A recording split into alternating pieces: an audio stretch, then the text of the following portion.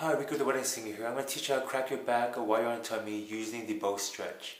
In the bow stretch, all you do is lay on your tummy and then bend your knees and catch your ankle. And then to crack your lower back, you push with your chin and chest against the floor. This is how it's done.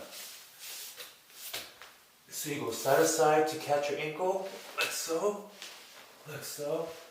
and then while you're in the bow stretch, use your chin and your chest to push against the floor, and your butt will automatically pop up, creating a crack, like so.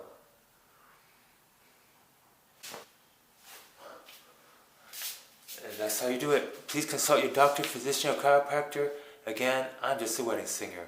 Peace out.